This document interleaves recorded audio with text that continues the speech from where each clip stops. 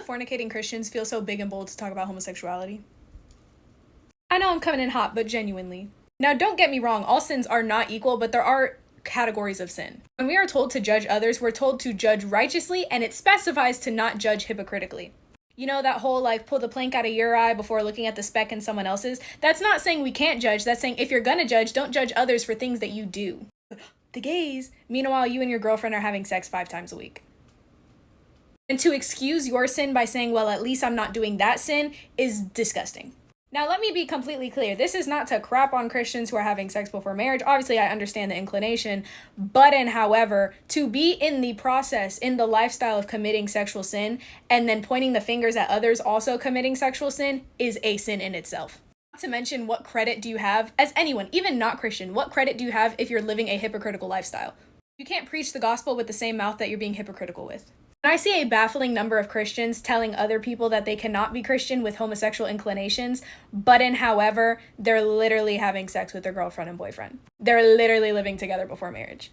And you're lying through your teeth if you haven't at least thought about doing a little something if y'all living together. And last time I checked, the Bible says even having a sexual thought about someone is a sin.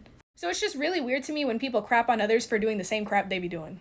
And again, I had sex before marriage. I am by no means trying to crap on other people or anything like that. But however, I really need you to understand how silly you make the Christian community look when you specify other sin while not looking at your own, especially when you're in the same category as sin. Sexual sin in itself is one of the most important. Sexual sin is the only sin you commit against your own body. Sexual sin is the only sin in the Bible that the Bible tells you to flee, to run away from. Every other sin in the Bible says stand your ground, stand in faith, stand with God, da-da-da-da-da. Sexual sin is the only one the Bible says run, skedaddle, finikiting, adios. But for some reason, we've gotten so comfortable in the Christian community being like, well, me and my girlfriend do stuff, but at least I have a girlfriend and not a boyfriend, haha. And biblically, all sins aren't equal. God specifies sins that he hates more than others. But last time I checked, from cover to cover, when I read the Bible, it does not say homosexuality is worse than adultery. It does not say homosexuality is worse than fornication. It says sexual sin is bad. Sexual sin is its own category. When I say sexual sin is the only sin you commit against your own body, let me specify. Scientifically, even with the Bible aside, scientifically, when you have sex with someone, especially women, you get bonded chemically. When you have intercourse, when you do stuff with someone, your body releases oxytocin, which is literally called the love hormone. It makes your body believe that you're connected to that person more than you are. When God specifies sexual sin, he's not doing it to be belittling or to call you a harlot or something like that. He's doing it to protect you because now your body is connected to so many people. And it's difficult when you've been connected to so many people to reconnect with your final person. There are studies, secular studies, not even including the Bible, that talk about the fact that people who have had more sexual partners have a harder time getting married and have a higher chance of getting divorced.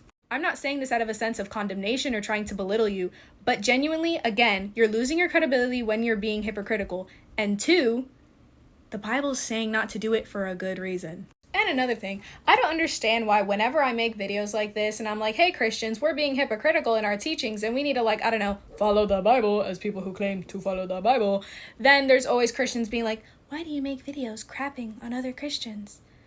I'm not. Calling out hypocrisy is a very big, different thing than just crapping on you. This isn't a hit piece. If it was a hit piece, it would be about a specific person. I am talking about an ideal, por uno. For 2, you cannot defeat what you don't define. If you sit in ignorance your entire life and refuse to acknowledge the fact that there are things in our community that are wrong and bad and hypocritical, if we refuse to define it, we will never defeat it. You have to acknowledge the things that are bad in order to fix them. If you sit here in La La Land and pretend that everything is perfect in the Christian community 100% of the time, then we're never going to get better, and people will continue to live their sinful lifestyle and live an unfulfilled, sad life. And we know what the ending of that is. Jesus showed love 100%. His second command directly after loving God is to love one another. But in loving one another also comes correction, and to sit in ignorance and pretend that I don't see the things that are happening in our community is not going to help us. But with all that, I love you. Bye.